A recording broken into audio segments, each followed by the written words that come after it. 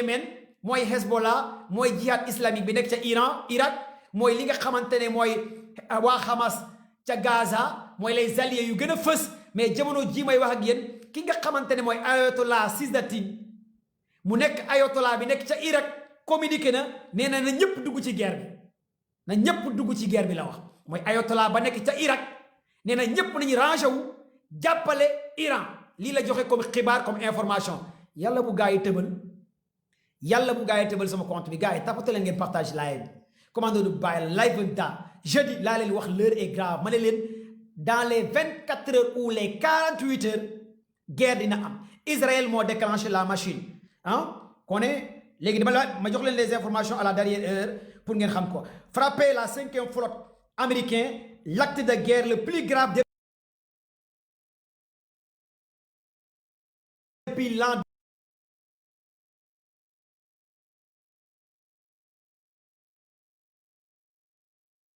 2026. C'est dit jamais vu, Washington ne peut pas rester sans réponse. Le choc est désormais planétaire. 5e flotte ko laal Iran fëgg dene dans commando de Baye attaque aérienne massive contre l'Iran. Ma jox leen yeneen xibaar yi kay partagé le mu gaaw tapoter et partager le live tapoter li ngeen partager live bi perte américaine au Bahreïn choc. Les Américains ont perdu beaucoup de matériel et des hommes jamono ji may wax ak yéen y a eu des morts ci côté américain yi commencé nañ am ay morts ci seen soldats yi américains yi commencé nañ am ay morts Bahreïn ci seen soldats yi ak Irak. L'irréparable est arrivé. Des rapports de terrain confirment des victimes parmi les soldats américains spontanés au Bahreïn. Des rapports américains Israël confirment et des rapports saoudiens de la mort des soldats américains au Bahreïn. Gars yi yàlla bu ñu gars yi partagé leen balaa ñuy saboté sama live bi mooy base militaire États-Unis bu nekk Bahreïn y a eu des soldats américains yi gars yi rey waxoon naa leen y a eu des rapports léegi rapports yaa ngi commencé wàcc wax naa leen camp yi gars yi dóor avec des missiles balistiques intercontinental la Iran fëgg kon soldats américains yaa ngi commencé dee ca Bahreïn ca Irak lii moo am Iran mu ngi commencé rey ay soldats américains jamono ji may wax ak yéen à l'heure dont je vous parle il est 10h07 au Sénégal l'heure est grave l'heure est vraiment grave ñi topp commando Baye partagé leen live bi partagé leen live bi yéen a ngi doon xaar commando Baye wala xaaru leen commando Baye ana ñu doon xaar commando Baye partagé leen live bi ñu dund ko live da man ak yéen est-ce que tey war naa mën a woor sax lii moom est-ce que tey sax mën naa woor quoi koor gi est-ce que tey man dog waruma ba ngeen gérer koor gi est-ce que tey Iran fëgg na biir capitale Israël di jamais vu Iran fëgg na biir capitalu Israël avec des missiles hypersoniques siège Mossad gars yi siège Mossad biir missiles yi àgg nañ biir Israël direct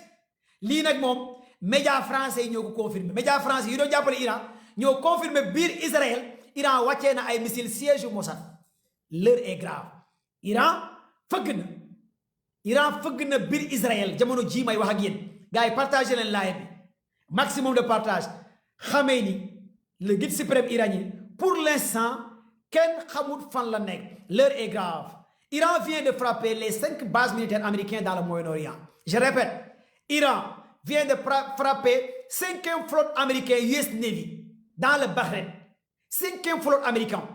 actuellement il y a eu des morts à côté des soldats américains aux côtés de Bahreïn. C'est les 5 bases militaires américaines qui ont été touchées. Bases militaires, l'Irak, Bahreïn, Qatar, Arabie Saoudite, Diego Garcia, le flotte américain, 5e flotte américain, bi nga xamante ne moo nekk Bahreïn, Iran wàccee na ko. kon lii mooy xibaar yi am ak biir Israël, Iran wàccee na biir Israël ay missiles. léegi nag ñu xool avancé fan la Iran fëgg biir Israël ak lan moo am ci base yi. ak yan moo amay moor waaye aussi nee naa leen attaque chirurgicale bi Israël ak États-Unis def biir Iran ça fait mal États-Unis mooyul Iran les Américains et les Israéliens ils ont bien massacré Iran parce que parlement Iran bi gars yi wàccee nañ ko y a eu des morts ci côté de Iran côté camp présidentiel yi gars yi wàccee nañ ko complexe Ali Khamenei gars yi wàccee nañ ko kon donc ci côté Iran aussi am na ay mort kenn xamagul nag ñaata la gars yi rey ndax am na ay commandant ay kan ak kan la gars yi rey ci côté Iran mais jàpp leen ko ne Israël aussi ak États-Unis massacré nañ capitalu Téhéran. Les Américains et les Israéliens ont bien frappé à l'intérieur de Téhéran. nee naa leen attaque baa ngi am 4h45 au Sénégal 4h45 la Israël bombardé Iran sous la supervision des Américains. Américains ñoo nekk ci ginnaaw jiital Israël. Est-ce que vous êtes là avec moi? Est-ce que lii war naa mën a wóor man koor gi est-ce que wala gars yi ngeen jëlal ma koor gi tey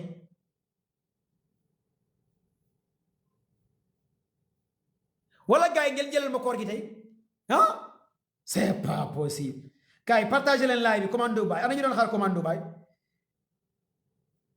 Iran riposte en visant Israël et les bases américaines au Moyen-Orient. Iran riposte moins de 2 heures de temps contre l'attaque chirurgicale d'Israël et États-Unis. Iran riposte en visant Israël et les bases militaires américaines dans le Moyen-Orient. Moins de 2 heures de temps. Est-ce que vous êtes là avec moi? Lii est-ce que war naa ci mën a woor sax est-ce que man tey suma dogoo naan ndox nii jël ndox mu sedd nii naan ko est-ce que aw ma koor dama leen di laaj ustaas yi ak imaam yi ngeen gérer ko parce que est-ce que tey su ma jëloon ndox mu sedd guy naan ko pour ma war a gën a mën a wax fu mu ne lii mënatuma continuer live bi gars yi nee nañ en français là je ne peux pas parler aussi je peux mélanger français wolof la famille partagé na live bi ma woor rek su ma daanoo nag ngeen ñëw ok ins bi aw ma koor Bamba dangaa woor là je vous le dis léegi damay jaxase français ak wolof écoutez bien les informations qui nous viennent de Russie. Les satellites militaires russes indiquent que Iran a frappé 5e flotte américaine dans le Moyen-Orient et 5 bases militaires américaines. Les satellites militaires russes ñoo joxe xibaar yi waa Russie ñu ngi supervisé de tey sakkalan na waa Russie moom fu ñu fëgg américain satellite yi wane ko bépp image bu États-Unis bëgg a nëbb waa Russie wane ko kon Iran fëgg na 5 bases militaires ak 5e flotte américain de fortes explosions entendues à Riyad fan mooy Riyad gars yi fëgg nañu Riyad de ci Arabie Saoudite Riyad des victimes dans une attaque contre une base en Irak abritant un groupe pro-iranien indiquant des sources sécuritaires. Entre-temps, les systèmes de défense anti-aérienne qataris ont intercepté un missile iranien, a indiqué un responsable de l'agence presse française, tandis que les sirènes alertent retentissent dans l'Émirat arabe. Émirat arabe, base militaire États-Unis, bi nekk Émirat arabe, Iran fëgg na ko. Les intercepteurs patriotes du Qatar de fabrication américaine ont abattu un missile iranien, a précisé que ce responsable sous couvert d'anonyme après le déclenchement de ces frappes américaines et Israël contre l'Iran. Le Qatar abrite la base militaire Al-Udaï, la plus grande installation militaire américaine. Al-Udaï, base militaire américaine Al-Udaï, Qatar vient d'être frappé par Iran. Base militaire américaine Al-Udaï bi Iran fëgg na ko. Commando de bàyyi la de gars yi partagé leen ma live bi.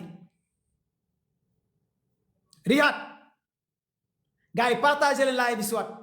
maximum de partage gars yi na gaaw na bar ñu démarrer urgent. La base aérienne du roi Afat frappée. L'embarrassement se généralise. Des missiles viennent de frapper directement la base aérienne du roi Afat en Arabie Saoudite. Arabie Saoudite gars yi wàccee nañ ko.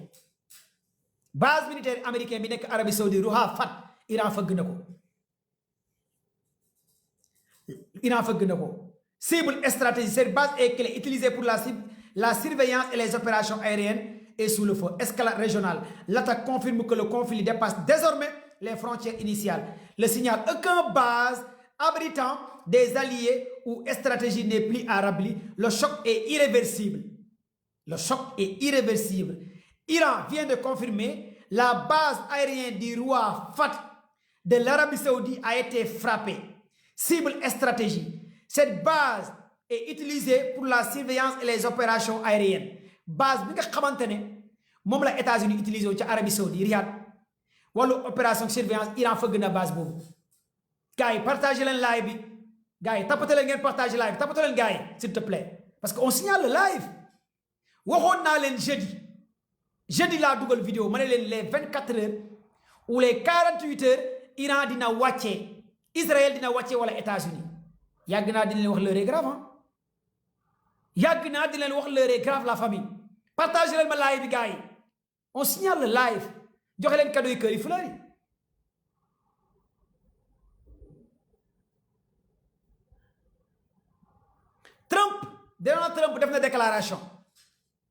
Donald Trump def na déclaration waaye Donald Trump nee na soldat américain yi nañ tànn dund gore wala xeex gore mooy offre bu leen Trump jox maanaam dund ci xeex gore dund nekk jaam wala dee nekk ay gor maanaam le ton est déjà donné la guerre totale Trump jox na signal les soldats américains pour ñoom ñëpp nañ joxe maximum ci guerre bi message bi Ayatollah Khamenei wax nag le guide iranien Ayatollah Khamenei nee na bu kenn des Iran na ñëpp xeex fépp fu allié nekk jógal xeex lii la Ayatollah Khamenei tweeté comme information kon donc gars yi on verra les choses fan lay mbir mi di mujjee mais aussi nekk ci Yémen moom dugg nañ fan la Hamas toll fan la Hezbollah toll maa ngi ñëw léegi wax leen fan la gars yi toll sama gars yi ñoom Hamas Hezbollah ak fu gars yi toll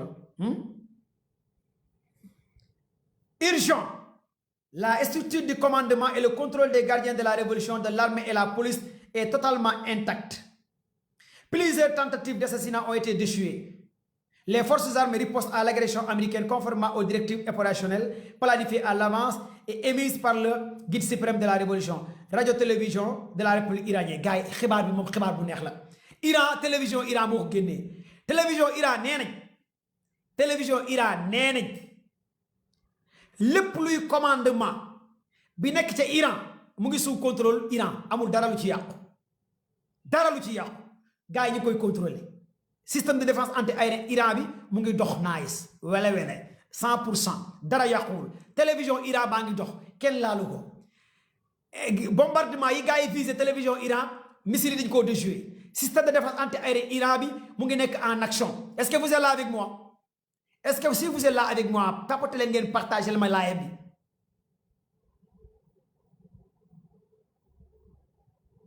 partagé ma live bi s'il vous plaît gars yi na gaaw gars yi partagé ma live bi s'il vous plaît là joxe leen cadeau yi kër yi parce que on attaque le live. L'armée israélienne confirme que à l'instant il y a des drones kamikazes et des missiles en direction vers Israël. Israël confirme na que ne am na ay missiles yu bàyyeekoo ca Iran di dem ca Israël yegg leen ci jàmm Israël moo ko confirmé missiles yi àggagul Israël nee na am na yeneen missiles yu bàyyeekoo ca Iran yu nekk ci yoon man nag li may wax nañ yegg ca jàmm ci biir Israël loolu la wax ci télévision Israël na gaa yi dugg ci ay bunker kon Israël a confirmé que y a eu des drones kamikazes des centaines de drones kamikazes et des missiles qui viennent de l'Iran en direction Israël dugg leen ci ron lali dugg leen ci bunker yi lii la waa Israël confirmé gars yi tapatee partagé la live waxoon naa leen ko de waxoon naa leen guerre bi du yomb je vous l'avais dit l'heure est grave on est sur l'apocalypse total ñi ana ñuy béggee commando baay tapatee leen ngeen partagé live bi gars yi tapatee leen ngeen partagé live bi ñu àgg ñaata cas on est à 4400 cas ñu àgg 10 000 cas partagé leen live bi est-ce que tey dinaa mën a yeggale koor gi est-ce que du ma jéem a naan sax tuuti rek ngir Iran quoi est-ce que du ma xaw a naan tuuti benn affaire rek parce que lii moom dafa yéeme est-ce que du ma xaw a naan parce que information yi ma leen di jox dafa bëri choc perte américaine au Bahreïn l'irréparable avec des rapports de terrain confirment que y a eu des soldats américains qui ont été tués au Bahreïn. Information de taille gars yi ñu ngi ñëwaat Bahreïn yes Nabi y a eu des soldats américains yu ñuy rey am nay soldats américains yu ñu commencé rey benn par benn ci base militaire yi kon ak États-Unis commencé nañ ñàkk seeni soldats waaw américains yi commencé nañ ñàkk seeni soldats gars yi tapotee partagez le live s'il vous plaît partagez leen live bi gars yi joxe leen di cadeau yi kër yi fleurs yi partagez leen live bi du yomb de frappe sur l'Iran la violence de l'arbitraire du régime iranien de nombreuses campagnes aériennes combinaison affaire bi affaire bi nekkul lu yomb de. Des missiles iraniens ont frappé la base américaine Malek Fat en Arabie Saoudite beneen base américaine bu tudd Malek Fat en Arabie Saoudite ay missiles iraniens fëgg nañ ko jamono ji wax naa leen base yi gars yi dóor base militaire Irak base militaire États-Unis bu nekk Irak base militaire États-Unis bu nekk Bahreïn base militaire américain ñaar seen base yi nekk Arabie Saoudite Iran wàccee na ko Qatar Iran wàccee na ko lii mooy am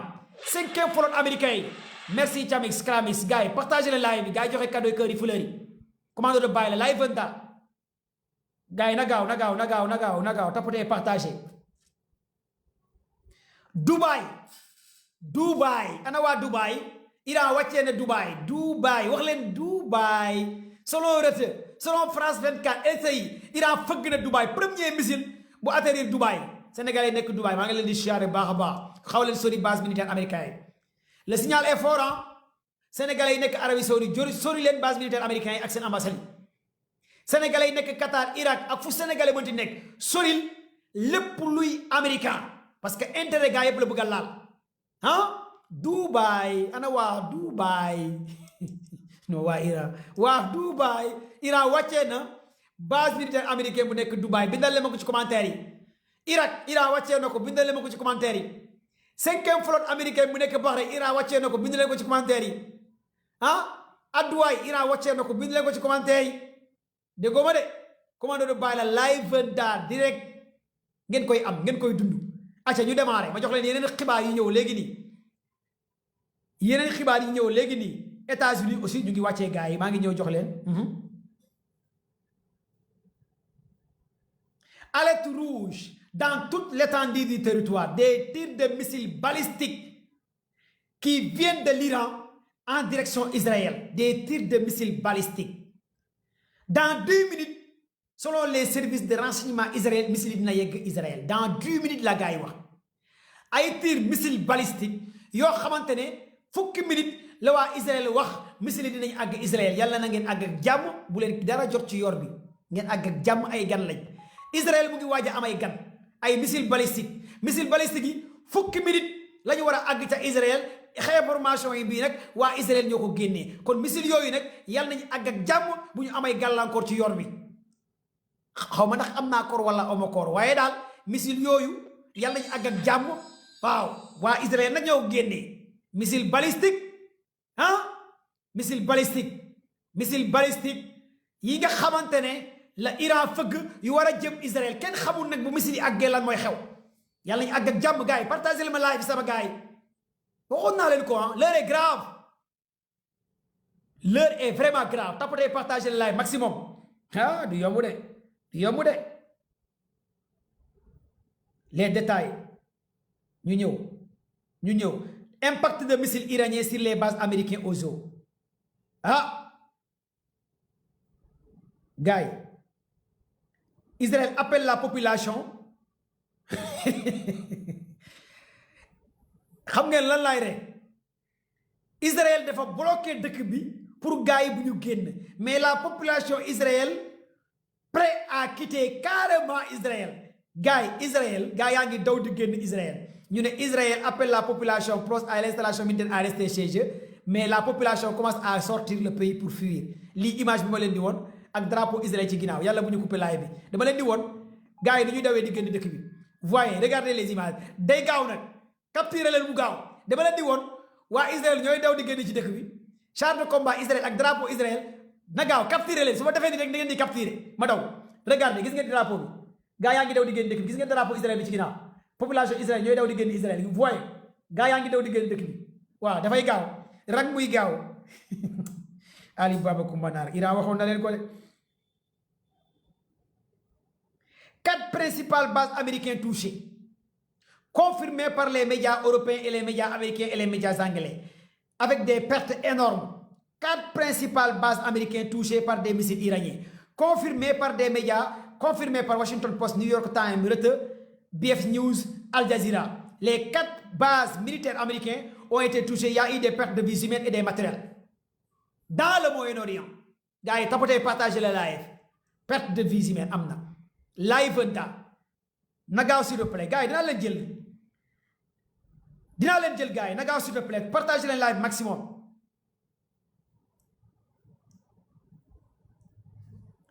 gars yi nee nañ il est fort probable que Ali Shahani conseiller de Khamenei et responsable du programme nucléaire a été éliminé li waa Israël ñoo ko génnee.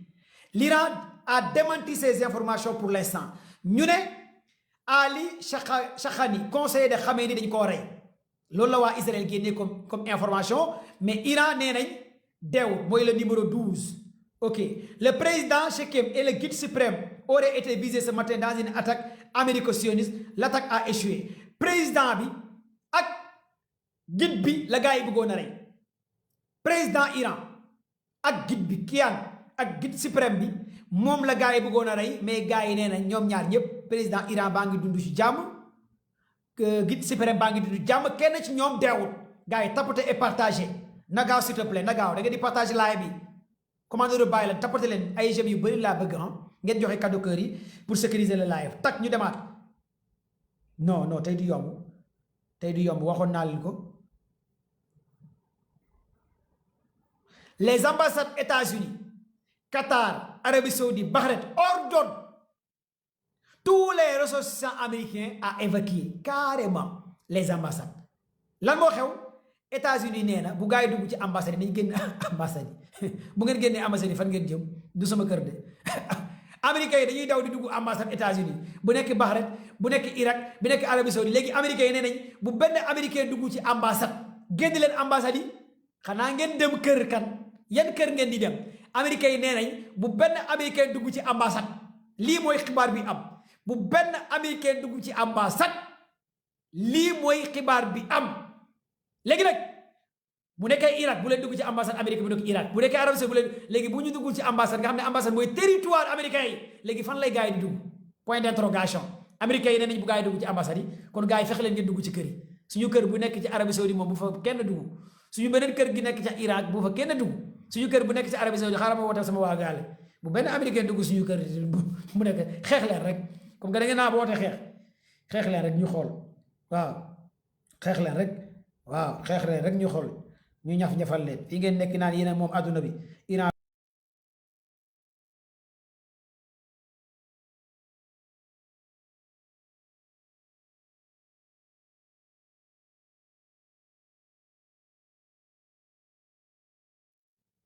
ana waa Abu Dhabi ay venda frappe iranien à Abu Dhabi base militaire Iran bu nekk Abu Dhabi gars yi wàccee nañ ko. ok les États-Unis et Israël ont visé Khamenei et plusieurs responsables iraniens gars mais Khamenei jotuñu ko rey. Israël et États-Unis frappent l'Iran plusieurs bombardements à terre. L'Iran a bombardé la base navale américaine au Bahreïn mooy 5e flotte bi waxoon naa leen ko mooy base américaine bu nekk Bahreïn 5e flotte bi Iran wàccee na ko loolu mooy xibaar yi ma leen di jox. dernière info ñu continuer gars yi partagé leen live bi. l'Iran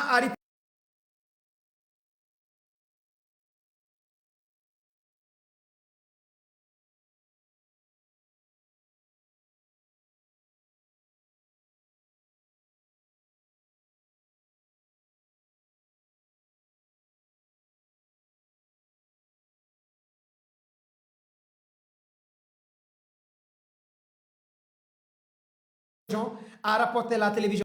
capitale Émirats arabes ñaari bombardement yi la fa gaa yi def. le pays a fermé son espace aérien. Arabie Saoudite tëj na espace aérien am li mooy xibaar bi. Arabie Saoudite dafa tëj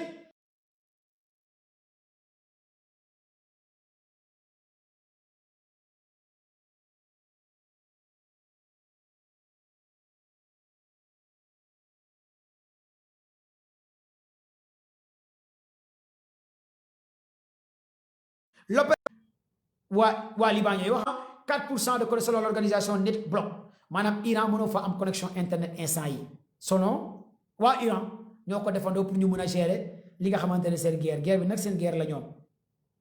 waaye fi ma nekk di rapporter yàlla bu ñu ma fi fëgg benn missile sax gars yi bu ma jékki-jékkee ne nii jàppale ne que waa Israël ñoo ma wàcce wala américains yi waaw mën nañu jékki-jékki rek viser ma mën nañu ma viser waaw waaye le porte-parole de l'armée Israël a demandé, le porte-parole de l'armée Israël a demandé que gars yëpp nañ dugg ci bunker yi nañ gars yi dugg ci bunker yi ci ron lali gars yi partagé leen live bi lii mooy information bi que la population se bunkerise na gars yi bunkerisé porte-parole armée Israël nee na gars yi bunkerisé léegi missile yi àgg 10 minutes laa leen waxoon kon gars yi dugg leen ci ron lay yéen ñi seetaan live bi aussi dugg leen ci suuf parce que wóoru yéen ñi seetaan commando baay aussi waaf leen missile yi mën na yàq seen koor waaf leen waaw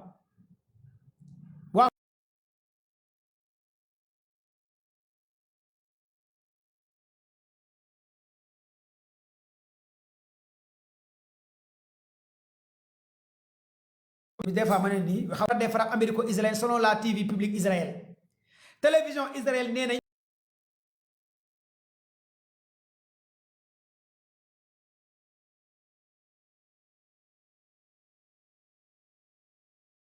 suprême bi ak président bi guide suprême bi ak président bi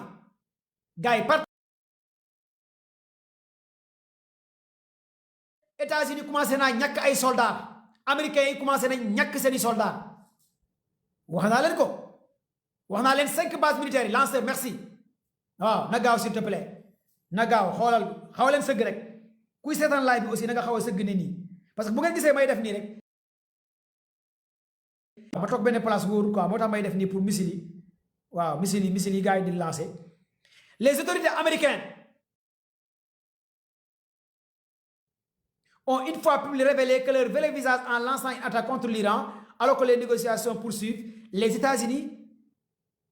demandent ces ressortissants qui sont dans les pays arabes ñu bañ a dugg ci base militaire am ci ambassade américain yi kon américains yi nee nañ bu kenn dugg ci base yi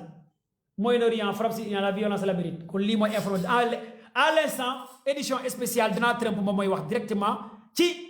télévision américaine yépp jamono ji may wax ak yéen partage leen live bi Trump moo génn di wax Trump génn na di def ay déclaration xaw ma lan lay wax mais maa ngi ñëw léegi wax leen lan la Trump wax gars yi partage leen live maximum na gaaw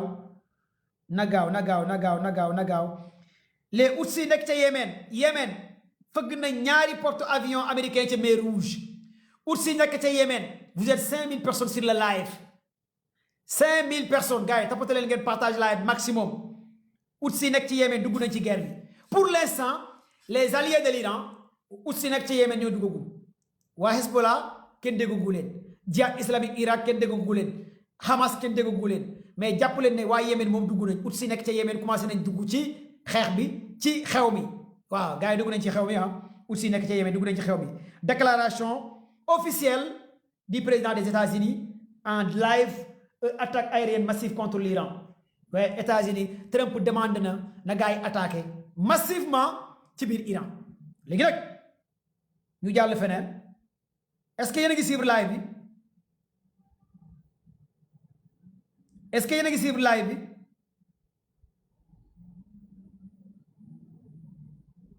est-ce que yéen a ngi suivre live bi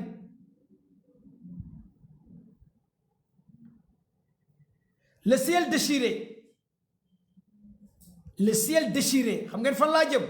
bu nekkee ciel bi dañu ko xar lan moo nar a xew information bi ma leen di jox le ciel déchiré laa koy tàmbali 60 missiles balistiques et des drones sont en route vers Israël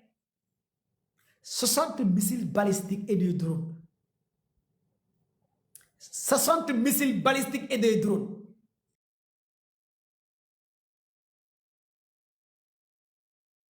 moo tax ma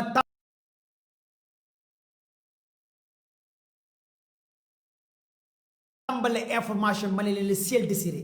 l'information qui nous vient de Israël Iran vient de lancer 60 missiles balistiques yaana jaru ko parce que lii nii est-ce que koor gi mën naa continuer parce que lii wóorutul te dañoo ne boo nekkee voyage mën ngaa dox sa koor te fu mu ne li may wax voyage la parce que maa ngi ci jaww ji di voyage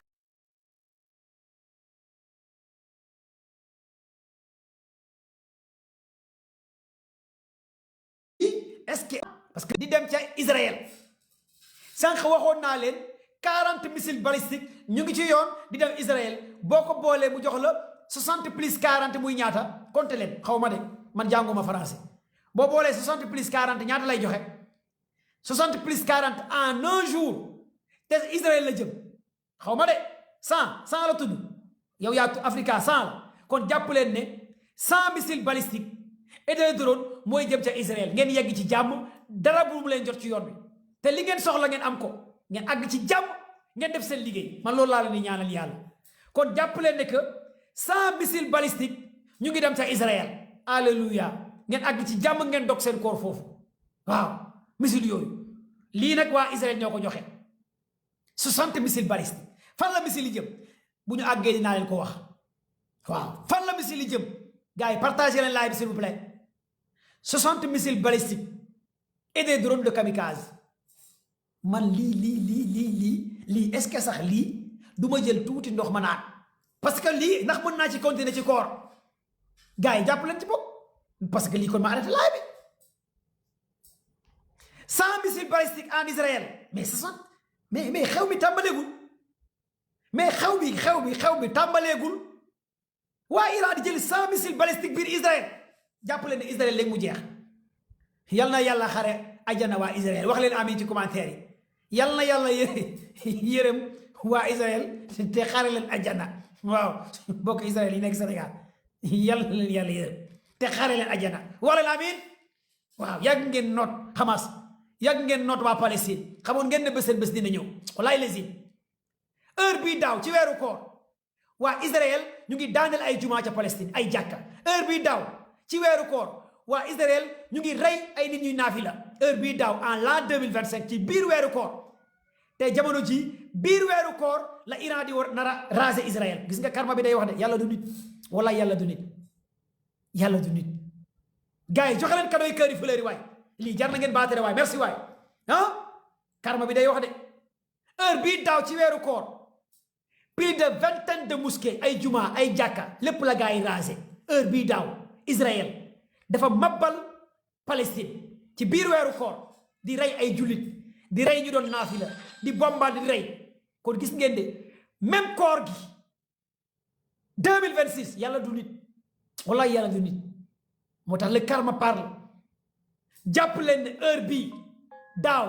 la Israël doon bombardé Palestine ñëpp di jooy jullit ñëpp di jooy xalaat la ngay naafila ñu lay rey en l'an 2025 ñu rey plus de 500 000 personnes 500 000 personnes ay xale yu am juróomi at ay xale yu am ñaari at ay bébé ay pa ay màgget ngay rey rek di daaneel mais xool leen jamono ji Iran 100 missiles balistiques la fëgg Israël instant yi ñu ngi ci yoon di dem 100 missiles balistiques ñu ngi ci yoonu Iran war a dem Israël te dans 10 minutes dinañ àgg ak ay drone kamikaze gars yi wax leen amin waay yàlla missiles yi àgg ci jàmm waay yàlla bu seen koor yàqu ci diggante bi parce que dégg naa sax missiles yi dañoo woor wax leen amin waay man dégg naa missiles yi dañoo woor missiles yooyu dañoo woor comme man ni ma wooree nañ àgg ci jàmm maa ngi leen di jox léegi nii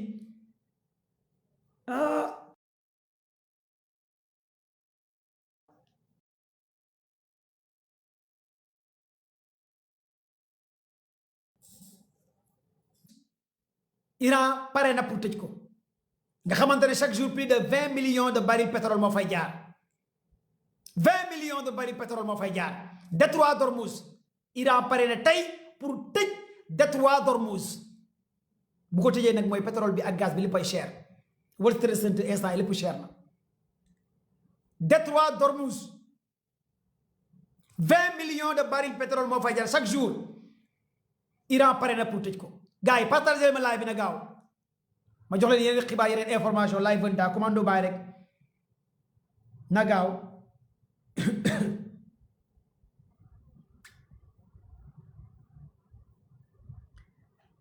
image d'illustration.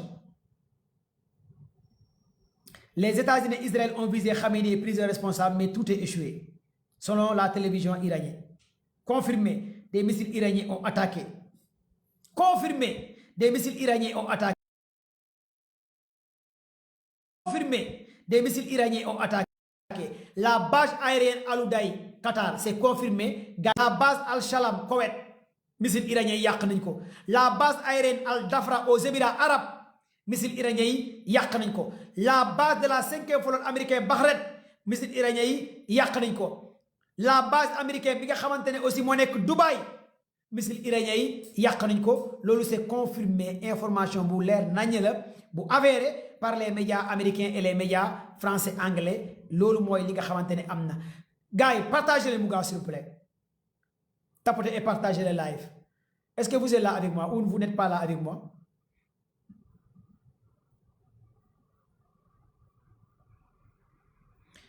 ma ñëwaat information à la dernière minute fii la télévision iranienne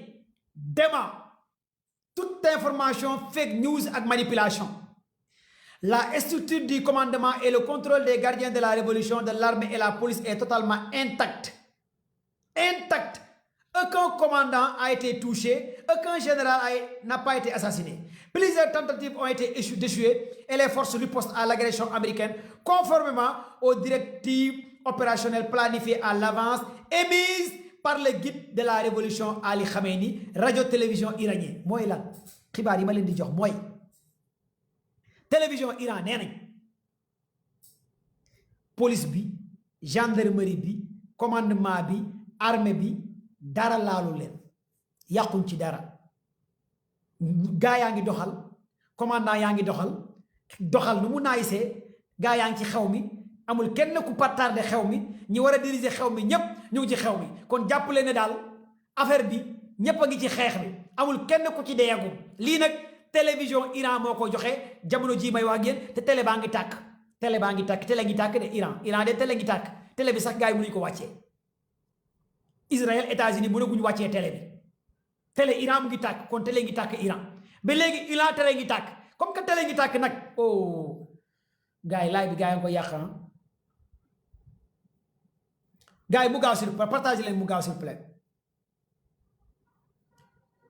partagez leen mu gaaw s'il vous plaît gars yi ngi saboté live bi de tapotez partage live maximum na gaaw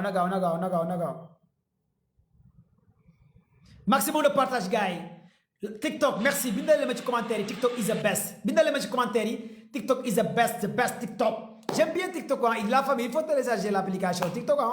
vous savez sama compte bi yàlla bu ñu ko bii moom bu ñu ko supprimer wul tey ma xam ne compte bi dootuñu ko supprimer compte bi moom yàlla kese moo ci tegloo sama compte bi yàlla kese lépp luy TikTok di bañ maa ngi koy def amul dara lu ma respecté man moo tax dama jot ay affaire man xam naa yàlla rek ak yéen seen ñaan yu baax yi ñoo yéene tax compte bi réussir bi léegi mais heure bi waroon naa fekk gars yi yàq nañ ma bu yàgg waaw mais TikTok bindal leen ma ci commentaire yi TikTok is the best TikTok is a good love TikTok téléchargez l'application TikTok gars yi mu gaaw partagez leen live bi télévision Iran confirmé na loolu ne commandant yi kaa yi kenn laalu leen amul kenn ku ñu rey Ali Khamenei président bi reyu ci kenn kon lii mooy xibaar bi ma leen di jox jamono ji may wax ak yéen partagez leen live bi gars yi ñu ngi ci 1 400 000 j'aime 1600 personnes ñoo partage live bi 5400 personnes ñoo nekk ci direct bi gars yi mu gaaw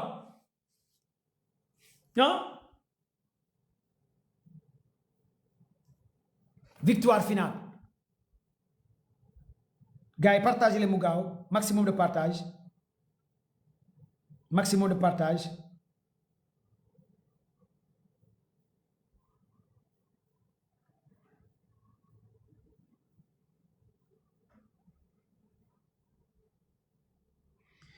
l'escalade atteint un sommet historique.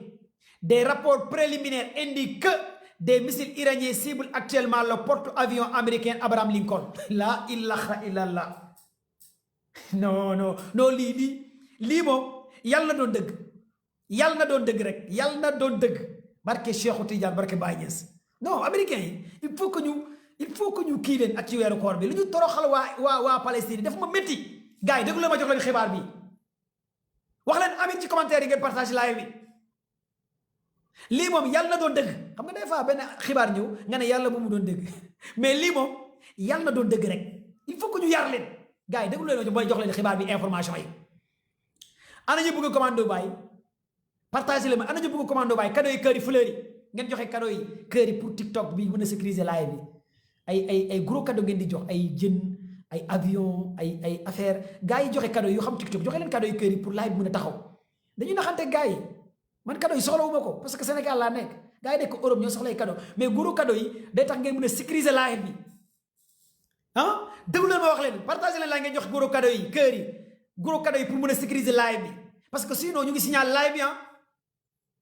ngeen déglu ma wax leen l'escalade atteint au sommet historique. Merci princesse merci princesse ci cadeau yi. L'escalade atteint un sommet historique ñu ne escalade bi àgg na ci sommet bi. La ligne rouge a été déjà franchie.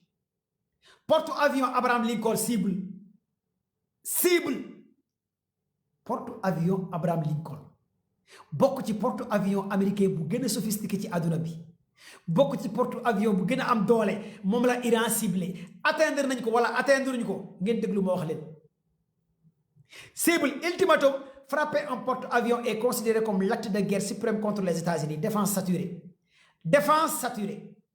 L'attaque massive de missiles et de drones tenterait de percer le bouclier du groupe aéronaval Abraham Lincoln. Tous les systèmes de défense anti-aérienne américains ont été activés. Le Patriot, Dôme de fer, Arrow 1, Arrow 2, Arrow 3, Tahad 4. 5 systèmes de défense anti-aérienne ont été activés par les Américains. Sans oublier les canons de laser et les EPRS. jaajëf américains yi. Américains yi caaxaanuñ de.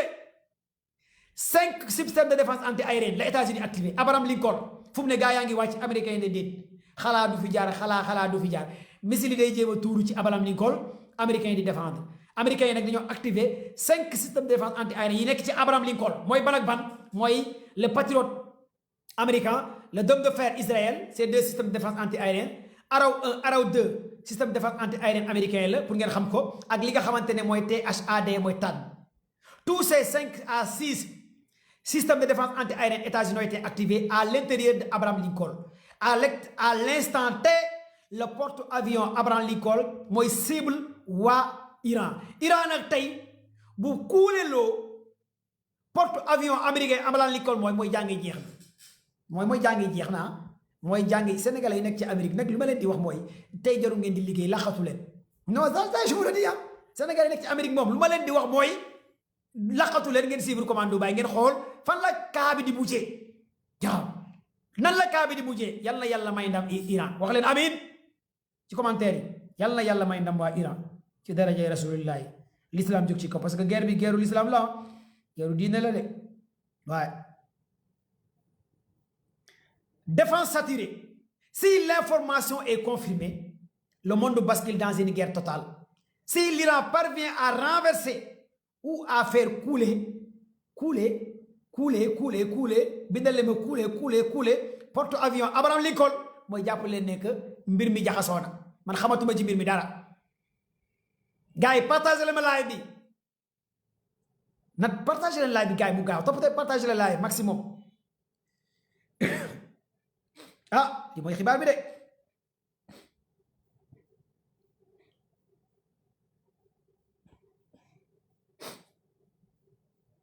porte-parole l'état-major de l'Iran nee na nous allons donner à Israël et aux États-Unis une leçon qu'ils vont jamais connue depuis l'existence. Tweet gouvernement télévision iranien porte-parole état-major bu Iran nee na nous allons donner Israël aux États-Unis une leçon qu'ils n'ont jamais connue depuis leur existence. Télévision iranienne à la une des journaux maanaam ci wolof pour ma jàppale gars yi partagé leen live bi ñu àgg 6000 cas direct bi 5800 personnes ñoo fi nekk waxoon naa leen ko depuis jeudi bi passé laa leen waxoon ne gars yi day attaqué ñàkk a abonné ci commando Baye wóorut abonné leen ci commando Baye abonné leen yéen ñi abonné wul dara du leen rëcc ci guerre bi direct vidéo yi TikTok Facebook commando Baye li ngeen bëgg a am écrit daw leen Facebook ngeen xool page commando Baye ngeen abonné Facebook lépp luy information bi may lire nii mu ngi sama page Facebook dara du leen rëcc sama page Facebook lépp laa fay dugal ak vidéo yi may dugal sama chaîne YouTube abonné leen na gaaw ngeen daw ngeen abonné ci page Facebook commando Baye pour lire information écrite yépp ak compte TikTok bi vidéo yépp laay dugal sama compte TikTok lépp fii lay xewee acca mu gaaw ma wax leen ndax bato bi kuule na wala kuule wul bindal li ma ci commentaire yi kuule gars yi ñoo sadik Sénégal day dafa mel ni ñu ñooy guerre dafa mel ni guerre bi suñuy guerre la. Donald Trump nee na au peuple iranien de prendre le pouvoir après la pluie des missiles qu'il compte larguer sur le pays. Il dit que cette attaque des États-Unis est la seule chance qui reste à ce peuple. L'Iran a riposté au premier bombardement en lançant l'opération de représailles True Promise 4. Les explosions retentissent un peu partout au Moyen-Orient. Les missiles iraniens tombent en Israël, Bahreïn ou des installations de base. C'est une onde de choc déclenchée, psychologique, génocidaire contre Trump. Trump demande, Trump nee na la population Iran génn laaj nguur gi mais Trump yow Trump xeex bi tàmbaleegul na nga gaay génn Trump nee na waa Iran génn laaj nguur gi mu bàyyi guerre bi yow Trump xaaral rek yow kay xaaral rek bu laaje ko xeexal ko yow xeex bi tàmbaleegul yow kay balaa ngay laaj gaay génn ah. Nous allons donner à Israël et aux États-Unis une leçon qu'ils n'ont jamais connue mooy télévision Iran bi wax naa leen ko léegi ak ma jox leen beneen xibaar. Mise à jour, sans armes iraniennes atteindront Israël un peu de temps. Nous li dima ko fekkee. Sans armes, wax naa leen ko sans missiles balistiques, 150 drones kamikazes, bind leen. Sans missiles balistiques, 150 drones kamikazes, bind leen. Dans quelques heures, quelques minutes, dinañ atteindre biir Israël. Israël, yàlla na leen yàlla xare àjjana, wax leen amiin ci commentaire yi. wax leen amin ci commentaire yi man Israël ni ñu def Palestine ni ñu def Gaza waaw bi wax leen amin ci commentaire yi yaa xayru Israël inna lillahi wa inna ilayhi raji'un waa Israël rek wax leen amin ci commentaire yi waaw 100 missiles balistiques 150 drones kamikazes Iran ñu ngi ko yóbbante mu ngi dem Israël mu ngi ci yoon bi àggagul yal na àgg ci jàmm bu leen dara yàqal ci yoon bi waaw yàlla seytaani xeb dolli ci waa Israël rek yàlla misil yi ak duro yi ak ci jàmm ñu bañ a am benn gàllankoor ci yoon bi wax leen amin ci commentaire yi amin yaa rabbi ñaan leen waay waaye wax leen amin waay ku woor lu mu ñaan rek yàlla da koy def boo wooree boo ñaanee rek yàlla da koy def boo wooree moom mu ñaan leen rek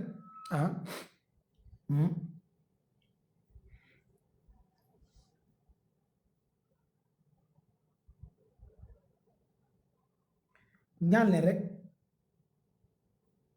Voilà, les gardiens de la révolution contrôlent tout. L'Iran a lancé des missiles balistiques, des drones de kamikaze. Léegi fii nag may la ma tudd rek lii dama leen koy woon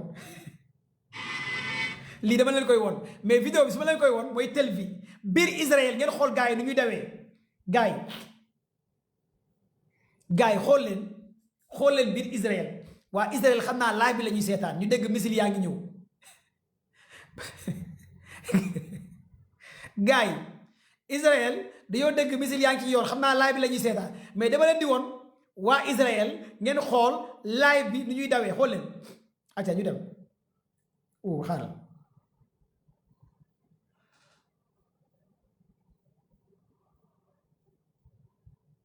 waaw ñooy daw nii de gis ngeen waa Israël ñooy daw voyez gis ngeen waa Israël ñooy daw La base américaine Sultan en Arabie Saoudite a été attaquée par des missiles iraniens. La base aérienne Prince Sultan en Arabie Saoudite a été ciblée de plusieurs explosions et des pertes de vies humaines. ñu ñëw fii information bi léegi laa ko jot 5700 et ñu daw amul arrêt dafay daw ñu gaaw.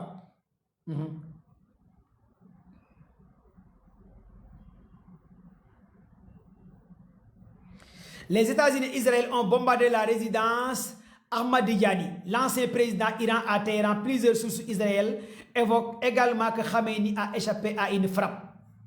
Résidence bi nga xamante ne mooy ancien président Iran fa la nekk Ahmadiyani foofu la américains yi bombardé ñu bëri nag dañoo jàppoon ne Ali Khamenei fa la nekk mais nekku fa lii nag waa Israël confirmé nañ que ne Ali Khamenei deewut américains yi aussi confirmé na que deewut waaw. Maam Jaara yow mi naan 2000 laa soxla Maam Jaara bàyyi yàq der dinaa la kii de dinaa la bloqué bàyyi leen seen affaire yi waaye nit ñi du ñu nekk di live ngeen di càggatu ci TikTok bi waaye jigéen day ormal boppam ay 2000 laa soxla nangam sangam affaire caga yooyu bàyyi leen loolu waaye ut leen xam-xam ngeen bàyyi seen caaxaan yi ngeen nekk aja na gaaw woyaan rek réew moo xamante ne ñëppay woyaan xam-xam soxlawu leen ci dara Sénégal kese ngay gis ñëppay ñaan koo ne jàngal sax mu naan may ma réew moo xamante ne ñëppay ñaan ñëpp dañuy tàllal loxo boo demee ziyaare ji sëriñ bi sax boo ko joxul dara sax boo sàgganee doo dugg bëgg néeg bi da lay tere parce que yoroo malet wala yoroo xaalis wala yoroo nangam nañ ut xam-xam réew moo xamante ne boo amul xaalis ñaan rek Sénégal dañuy waxtaan ci xam-xam sa ngir ku dugg may ma est-ce que la ñu soppi réew mi nag ñu def ko ñun ñëpp ñu nekk ay réew bongomaan wala ay woyaankat wala ay nangam ut leen xam-xam ngeen bàyyi ñaan may leen may ma liggéey leen. Le moment où l'attaque des missiles iraniens a visé la base américaine Erbil, regardez dama leen di jox benn missile balistique ngeen xool image yu missile balistique bi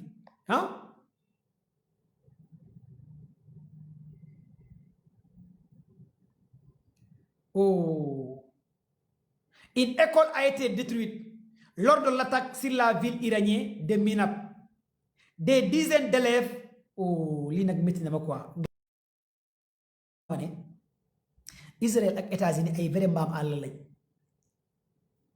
ay vrai mbaam lañ léegi école yi ak lycée yi la ñu commencé viser voyez une école buy élèves yi di jàng la gaa yi viser fu mu ne école yi lycée yi université yi la gaa moo tax daal man ñi jaaxal nañ ma quoi ay vrai mbaam àll lañ américain ak Israël ay vrai mbaam àll lañ une école a été bombardée par les Israéliens et les Américains rey ay élèves yu bëri non duñu gars yi moo tax lu ñu leen def daggan na ci ñoom mais gars yi tamit su ma waxee lii bu leen jooy bu ngeen di jooy leen seen kër yi bu leen jooy ci TikTok bi su ngeen jooyee ci TikTok bi dañuy saboté live bi ay waaye yéen Sénégal tamit yéen a yomba jooy yéen moom guerre bi moom jooy rek ngeen fi nar a nekkee bàyyi leen jooy jooy yoo xamante ne gëmu leen ci dara yéen bu ñu ne jàpp nañ góor jigéen ngeen jooy bu ñu ne woyaan ngeen jooy bu ñuy ngénte ngeen jooy bu ñuy màggal ngeen jooy leen jooy rek ngeen nekkee yéen tamit réew moo xamante ne loo wax ñu ne ba leen jooy ngeen reetaa tuuti ngeen kii gàmmo jooy màggal jooy jàpp nañ góor jigéen jooy Ousmane Sonko wax na assemblée yéen lépp ay jooy ngeen ko ñala jàppee xeex leen ngeen bàyyi jooy école attaqué rek ngeen di commencé Israël estime que l'Iran a tiré des missiles balistiques sur tout le pays du Golfe à l'exception d'Oman. Pour l'instant, Oman kese la Iran visé gul. Iran visé na bépp réew bu nekk ci Golfe bi gars yi partagé leen live bi maximum de partage le live. L'Iran a tiré des missiles balistiques sur tout le pays du Golfe à l'exception d'Oman. Une personne a été tuée à Abu Dhabi après des Émirats arabes unis et intercepté des missiles. Abu Dhabi gars yi rey nañ fa ay nit. Iran rey na fa ay nit Abu Dhabi. Image intercepteur Abu Dhabi. Visile Abu Dhabi. La base aérienne Abu Al Dudaï de Qatar laal nañ ko. La base aérienne Ali Salam Koweït gars yi bombardé nañ ko. Est-ce que vous êtes là avec moi? Base militaire yi. Bahreïn soldats Iran yi dee nañ fa. La base américaine Al Dafra aux Émirats arabes Iran bombardé na ko. Est-ce que vous êtes là avec moi? La base de la 5e flotte américaine Bahreïn y a eu des pertes. Plus de dizaines de personnes, dizaines de soldats américains dee nañ. kon lii moo tax américains yi ak Israël di bombarder école yi ca Iran gis ngeen de léegi waa Iran ñu ngi rey ay soldats américains yi léegi comme que mënuñoo rey kenn léegi ñuy bombarder ay école ay lycée américains yi léegi école yi ak lycée yi la ñuy bombarder ci biir Iran yéen a ngi comprendre l'enjeu. Merci mon frère depuis octobre laa li ko waxoon merci kii vraiment nit ku baax la samedi wala dimanche ana bi may wax gars yi dinañ attaqué samedi wala dimanche ana ngeen bi may def live jeudi ma ne gars yi dinañ attaqué ci weekend bii ana ngeen vendredi bi ma dugalee vidéo bi ne 24 heures 48 heures gars yi dañ attaqué ana ngeen wax leen génn leen ngeen woon bu yéen tamit bu leen yàq sama xew goree leen je l'avais dit ana ngeen bi may wax gars yi dañ attaqué te samedi laa leen waxoon wala dimanche weekend laa leen waxoon attaque bi weekend lay am weekend Seynabou merci Gouda Demba merci weekend voilà Ibrahima sama gaa yaa ngi nii man nee naa leen man fu may jëlee xibaar yi man lépp laa téye ana ngeen partage leen live bi weekend bi laa leen waxoon dinañ attaqué démb vendredi 18h laa dugal vidéo dem leen ngeen ko sama compte TikTok ma ne leen mooy de 24 heures dinañ attaqué wax leen fan la gaa yi décollé wax leen lépp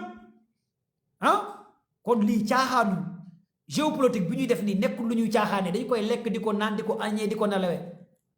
la géopolitique nekkuti ci caaxaan 2019 ba tey ñu ngi ci géopolitique bi 2019 ba tey ñu ngi live 2019 ba tey dara duñu rëcc connecté wuñ Sénégal ñu ngi connecté ca États-Unis ca feneen partagé leen live bi gars yi ma jox leen yeneen dernier xibaar yi ma jot léegi nii yu bàyyee ko ca Iran maximum de partage attends oh sama portable bi nag ngi wàcc xanaa sax dina am benn iranien bu ma may portable fii ci yéen ñu ne commando bay yaa bëgg lu yomb de xanaa dina am suma pare live kenn ci yéen sax ku ma ne commando bay portable bi maa la ko jox wala maa la ko jëndal waaye yéen daal aste kii rek aca ñu continuer allahu akbar kabira information yi moom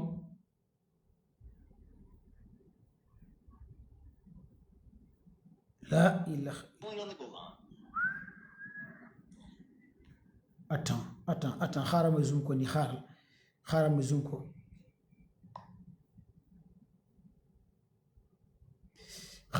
ko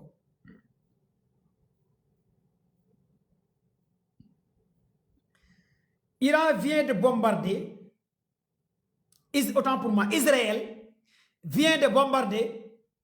gars yi est-ce que yéen ngi ci live bi wala nekku leen fii yéen ngi ci live bi tapotez partagé Israël vient de bombarder résidence président Iran Ahmadinejad résidence bi la gars yi bombardé Israël ndax président bi dee na wala deewut xamaguñ mais résidence bi bunker bi gars yi bombardé nañ ko loolu moo amagum jamono ji may wax ak yéen résidence président Iran Ahmadinejad Israël bombardé na ko mu gaaw le commandant en chef de l'armée iranien le major général Amir Khatami jàppal tur bi est en parfaite santé remplit ses fonctions dirige les opérations ki gars yi waxoon dee na waa Iran ci télévision yi nee na deewul mooy diriger jamono ji may wax yéen opération bi le général de la division Iran ngeen déglu ma wax leen porte-parole des forces armées iraniennes notre riposte à l'Amérique et à l'entité sioniste se poursuivra jusqu'à leur défaite télévision iranienne général bi moo wax mu ngi tudd Cheikh Karshi mooy porte-parole force armée iranienne télévision Iran nee na dañuy continuer di xeex ba mbir mi jeex yu merci gars yi partagé le ma live bi na ko dal gars yi na ko dal partagé leen live bi tapoter et partager maximum le live fu ngeen toll gisuma leen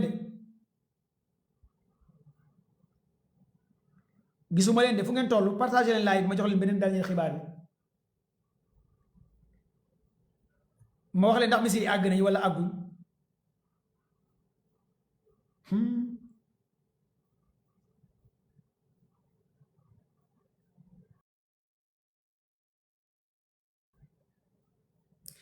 les Houthis Yémen attaquent deux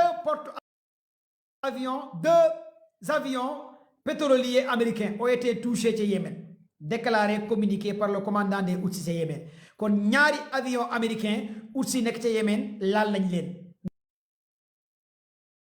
des blessés graves potentiels et des morts signalés au sein de la 5e flotte américaine selon les médias américains. C'est la ligne rouge qui a été franchie. Le Pentagone est en état d'alerte maximale. La riposte sera dévastatrice. Selon le commandant de la Pentagone, David Alice, le Pentagone est en état d'alerte. Les Américains commencent à perdre des éléments sur le terrain. Les bases militaires faut mu wàññi affaire parce que koor gi dafa métti bu njëkk dama commencé nekk di waa léegi nag damay wàccee dama ko dosé koor commencé naa métti de affaire fu mu wàccee baat bi les Pentagone su ma demee ba yàgg mënatuma damay bàyyi yàgg nga mën a ni effacé dem tëdd lal baa ngi nii damay prolongé daf leen nànk de affaire yi koor gaa ngi commencé métti de ni mu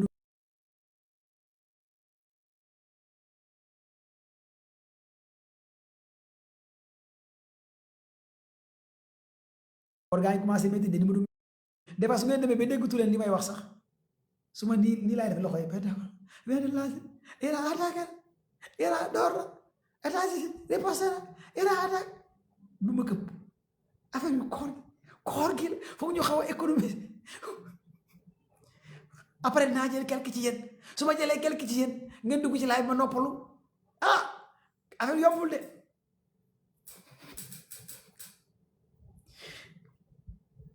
sama correspondant yi ana ngeen dugg leen ma jël leen dinaa jël sama quelques correspondants.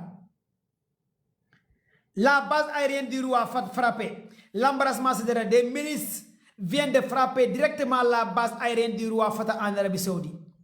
Arabie Saoudite aussi, il y a eu des pertes. Gars, il y a une base militaire Arabie Saoudite. Cette base est clé. Utiliser la surveillance et les opérationnels. Escalade régionale. L'attaque confirmée. Il y a eu des pertes de vies humaines en Arabie Saoudite. Donc, Arabie Saoudite, gars, il faut partager les lives. Base militaire Arabie Saoudite, Iran bombardé la base militaire Arabie Saoudite. Iran bombardé na base militaire Irak bu nekk Qatar. Iran bombardé na base militaire Abu Dhabi. Iran bombardé na 5e flotte américain bu nekk Iran what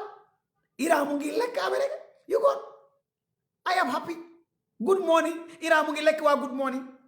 Iran mu ngi toroxal hello everybody waa hello everybody I love you Iran mu ngi leen di lekk ana waa hello everybody ay waa what's your name what is the time what the fuck gone day Iran mu ngi noq waa what's your name Iran mu ngi toroxal I don't care Iran mu ngi rey waa don't care Iran mu ngi leen di ñafal ana waa don't care waa give me money give me come on town Iran mu ngi noq give me money la ilaha illa Iran moom booy ci booy américain Iran mu ngi noq booy américain yi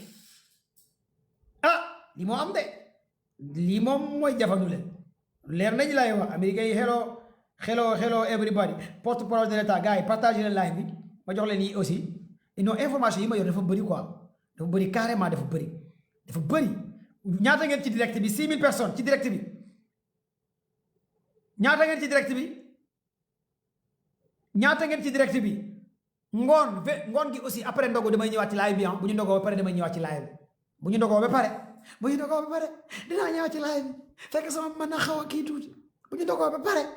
dinaa ñëwaat ci live bi comprendre ngeen baat bi moo xaw a dee baat bi ndox bu set jox ma ndox mi sax jox ma tuuti ndox bu set xam nga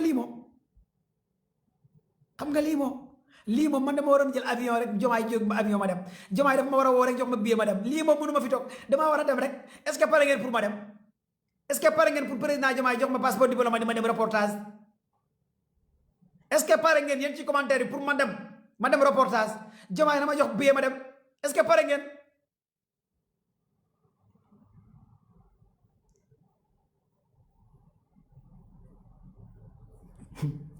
neexul ba neexul nag am naa fi ay noonu barke rasulillahi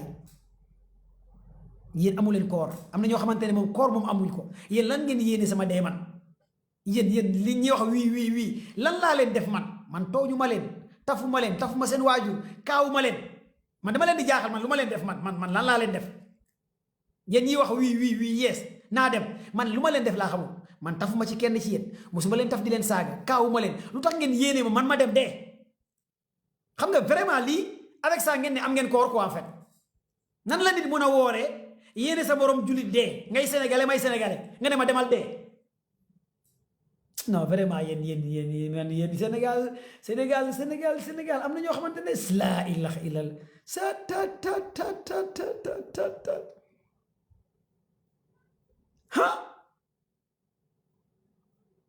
non Sénégal am na ñu soxor yéen ngeen man ma dem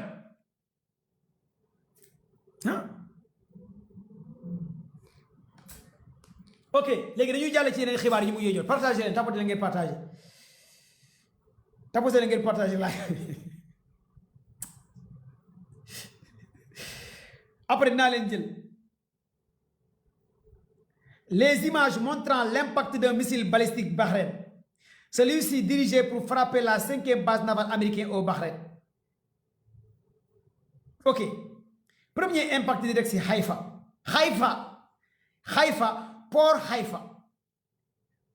Haïfa bi nekk Israël Iran ye frappé na ko fëgg na ko capitalu Israël missile yi àgg nañ média la guerre a commencé les gens jeunes port